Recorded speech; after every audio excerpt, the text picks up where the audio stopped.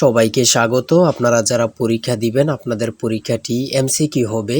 আজকে একটি এমসিকিউ পরীক্ষার প্রশ্ন প্যাটার্ন নিয়ে এসেছি। ইনশাল্লাহ এই প্যাটার্ন থেকে 25 থেকে 30 নাম্বার অনায়াসে কমন পাবেন। ধৈর্য সহকারে সম্পূর্ণ ভিডিওটা দেখেন। আমি দেখিয়ে দিব কোন কোন বিষয় কোন কোন টপিক থেকে প্রশ্ন আসে। অনেক পরীক্ষার্থী উত্তীর্ণ হতে পারে না, কারণ একটি পরীক্ষার প্রশ্ন প্যাটার্ন বোঝে না বলেই। কোন কোন টপিক কোন কোন বিষয় থেকে প্রশ্ন আসবে সেটা বুঝতে পারে না বলেই কিন্তু পরীক্ষা উত্তীর্ণ হতে পারে না। আজকে আমি সকল বিষয় নিয়ে আলোচনা করব। কোন সাজেশন কোন বই ফলো করলে আপনারা পরীক্ষা উত্তীর্ণ হতে পারবেন, এবং আমরা আপনাদের জন্য একটি চূড়ান্ত সাজেশন তৈরি করেছি। কিছুক্ষণ পরে এ সম্পর্কে আলোচনা করতেছি।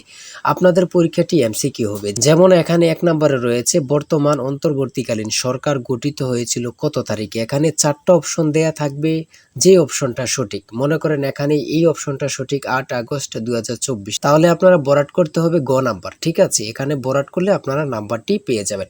আপনারা যারা পরীক্ষা দিবেন, পরীক্ষার প্রশ্ন প্যাটার্ন যেমন থাকবে সেম প্যাটার্নে আমরা একটি চূড়ান্ত সাজেশন তৈরি করেছি, একদম শর্ট করে।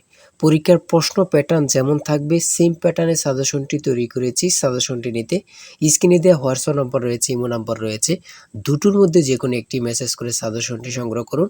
সাজেশনের মূল্য 100 টাকা। আমি বলি 4 থেকে আমাদের সাজেশনটি সংগ্রহ করবেন। শুধু পড়ে আমাদের সাজেশনটি পড়ে পরীক্ষা দিতে গেলে আপনি উত্তীর্ণ হয়ে যাবেন। যারা চাকরির কারণে, বিভিন্ন কাজের কারণে, অথবা পড়ালেখা একটু দুর্বল, বোঝেন কম, তারা প্রত্যেকে আমাদের সাজেশনটি সংগ্রহ করবেন। ইনশাল্লাহ আপনি পরীক্ষায় পাশ করবেন। তাই বেশি কথা বলবো না, যারা বোঝেন একটুতেই বুঝে যান। আশা করি প্রত্যেকে সাজেশনটি সংগ্রহ করবেন। আমি প্রশ্ন প্যাটার্ন সমাধানে চলে যাচ্ছি। এখানে রয়েছে 1 নম্বরে বর্তমান অন্তর্বর্তীকালীন সরকার গঠিত হয়েছিল কত তারিখ, 8 আগস্ট 2024। এখানে রয়েছে রূপপুর পারমাণবিক বিদ্যুৎ কেন্দ্র কোন দেশের সহায়তায় তৈরি করা হচ্ছে। সঠিক উত্তর হচ্ছে কোনোটি নয়, কারণ রাশিয়ার সহায়তায় তৈরি করা হচ্ছে। এখানে অপশনে নেই বলেই কিন্তু কোনোটি নয়। ঠিক আছে, সঠিক উত্তর হয়েছে। তারপরে 3 নম্বরে যেটি রয়েছে খুবই গুরুত্বপূর্ণ একটি প্রশ্ন, বাংলাদেশের সংবিধান কবে কার্যকর হয়। কত পরীক্ষায় যে আসছে আল্লাহ ছাড়া কেউ জানে না। তাই বলি অবশ্যই আমাদের চ্যানেলটি সাবস্ক্রাইব ও পেজটি ফলো দিয়ে রাখবেন। কেন? পরীক্ষার নোটিশ, পরীক্ষার রেজাল্ট, পরীক্ষার প্রশ্ন সমাধান, যাবতীয় সকল তথ্য সবার আগে আমরা ভিডিও আপলোড দিয়ে রাখি। আপনি যদি চ্যানেলটি সাবস্ক্রাইব, পেজটি ফলো দিয়ে রাখেন, সবার আগে চলে যাবে আপনার কাছে নোটিফিকেশন। মনে করেন আপনি পরীক্ষা দিয়েছেন, পরীক্ষার প্রশ্ন সমাধান দেখিয়ে দিব, তারপরে রেজাল্টের অপেক্ষা করা লাগবে না, আমাদের চ্যানেলে পেয়ে যাবেন, সকল তথ্য পেয়ে যাবেন, এবং কি নতুন নতুন চাকরির তথ্য পেয়ে যাবে। সার্কুলার দেওয়ার সাথে সাথে আমাদের চ্যানেলে আপলোড দেওয়া হবে। আপনি শুধু আমাদের চ্যানেলটি সাবস্ক্রাইব, পেজটি ফলো দিয়ে রাখলে সবার আগে চলে যাবে আপনার কাছে নোটিফিকেশন। তাই অবশ্যই চ্যানেলটি সাবস্ক্রাইব, পেজটি ফলো দিয়ে আমাদের মেম্বার সদস্য হয়ে আমাদের সাথেই থাকবেন। কত পরীক্ষায় যে আসছে আল্লাহ ছাড়া কেউ জানে না, সেটা হচ্ছে 16 ডিসেম্বর 1972 সালে। 4 নম্বরে রয়েছে বাংলাদেশের মহান স্বাধীনতার যুদ্ধে বীরত্বের জন্য কতজন বীর মুক্তিযোদ্ধাকে বীর বিক্রম উপাধি প্রদান করা হয়। খুবই গুরুত্বপূর্ণ। এখানে বীর বিক্রম দিয়েছে, বীর উত্তম থাকতে পারে, ঠিক আছে, এমন কিন্তু থাকতে পারে। খুবই গুরুত্বপূর্ণ একটি প্রশ্ন। তারপরে যে প্রশ্নটি বারবার আসছে সেটা হচ্ছে ইজমির শহরটি কোন দেশে অবস্থিত। খুবই গুরুত্বপূর্ণ প্রশ্ন উত্তর। বাংলা, ইংরেজি, গণিত, সাধারণ জ্ঞান থেকে প্রশ্ন থাকবে। ঠিক আছে, আমি বলে রাখি। তারপরে 8 নম্বরে একটি প্রশ্ন দিয়েছে, দেখেন, বাংলাদেশের জাতীয় খেলা কোনটি। সঠিক উত্তর হচ্ছে হাডুডু। সঠিক উত্তর হাডুডু। খুবই গুরুত্বপূর্ণ একটি প্রশ্ন। কোন মুঘল সম্রাটের সময় লালবাগ দুর্গ নির্মাণ করা হয়েছিল। সেটা হচ্ছে আওরঙ্গজেব। খুবই গুরুত্বপূর্ণ একটি প্রশ্ন। হ্যাঁ, তারপর আমরা দেখে নিই অপর পৃষ্ঠে কি দেওয়া আছে।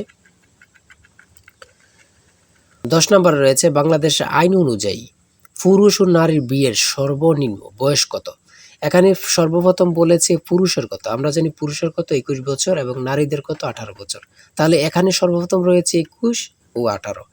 এটা কিন্তু সঠিক হবে না, কারণ এখানে প্রথমে মহিলার দিয়েছে, তারপরে পুরুষের দিয়েছে। প্রথমে চেয়েছে কার, পুরুষের, তার জন্য 21 বছর। তারপরে চেয়েছে কার, নারী, তার জন্য 18 বছর। ঠিক আছে। আচ্ছা, 11 নম্বরে রয়েছে কোন উদ্ভিদের শ্বাসমূল আছে।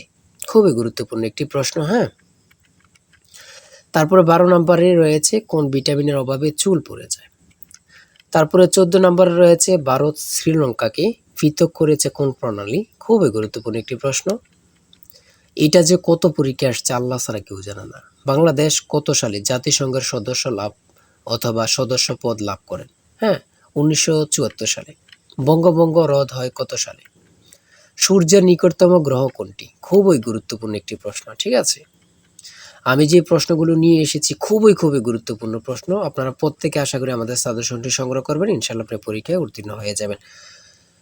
এদিক দিয়ে রয়েছে ২০ নম্বরে কোন বানানটি শুদ্ধ? শুদ্ধ বানান থেকে একটি প্রশ্ন আসবেই আসবে। যেমন বিভীষিকা কত পরীক্ষায় আসছে আল্লাহ ছাড়া কেউ জানে না। হ্যাঁ? শেষ প্রশ্ন উপন্যাস কে লিখেছেন? খুবই গুরুত্বপূর্ণ। শরৎচন্দ্র চট্টোপাধ্যায়। তারপরে সন্ধি বিচ্ছেদ থেকে অবশ্যই আপনাদের প্রশ্ন থাকবে।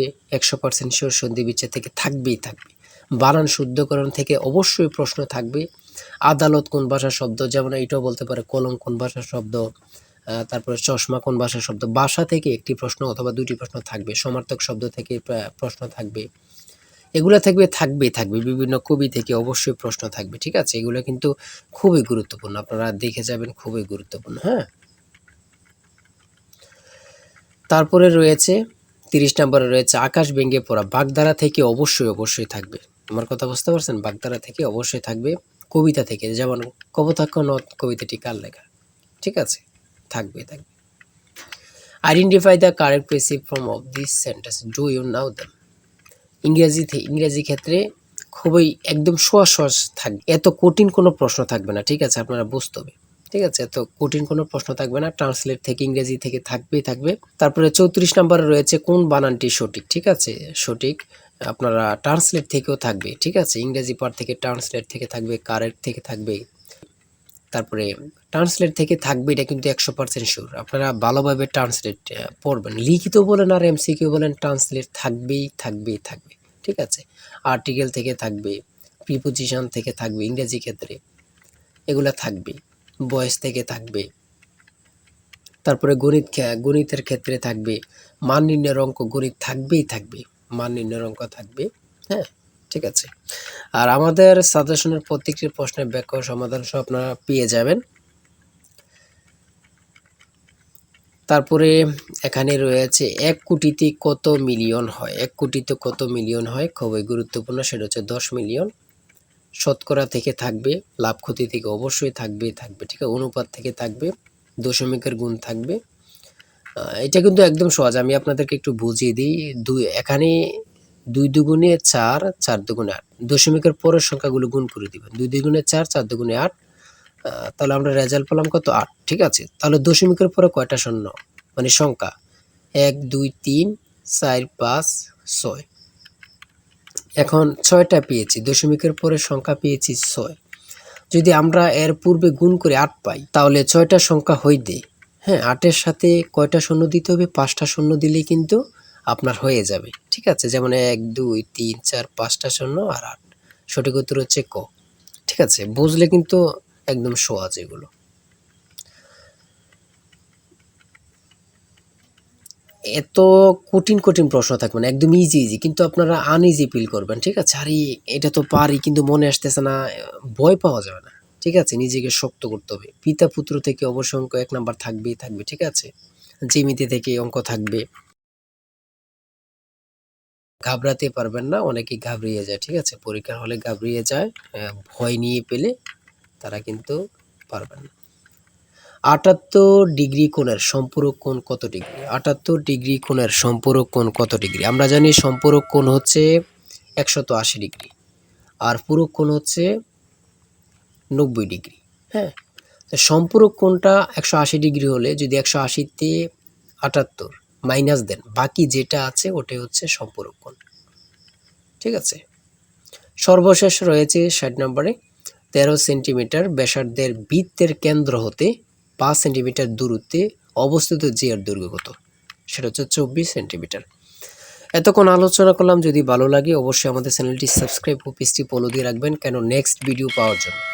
আমাদের চ্যানেলটি সাবস্ক্রাইব ও পেজটি ফলো দিয়ে রাখলে নেক্সট ভিডিও আপলোড দেওয়ার সাথে চলে যাবে আপনার কাছে নোটিফিকেশন। তাই অবশ্যই বলে রাখি, যারা আমাদের সাজেশনটি সংগ্রহ করতে চান, এই নাম্বার স্ক্রিনে দেওয়া এই নাম্বার হোয়াটসঅ্যাপ ইমো রয়েছে, যে কোনো একটা মেসেজ করে সাজেশনটি সংগ্রহ করুন। ঠিক আছে? প্রত্যেকে আমাদের সাজেশনটি সংগ্রহ করবেন। ইনশাআল্লাহ আপনি পরীক্ষায় পাস করবেন। আমি বলে রাখি, ইনশাআল্লাহ আপনি পরীক্ষায় পাস করবেন। যারা পরীক্ষায় পাস করতে চান ১০০ টাকার বিনিময়ে হলেও আমাদের সাজেশনটি সংগ্রহ করুন। আজকের ভিডিও এই পর্যন্ত। সবাই ভালো থাকবেন, সুস্থ থাকবেন। আর আপনার যে কোনো সমস্যা কমেন্টে লিখুন। আল্লাহ হাফেজ।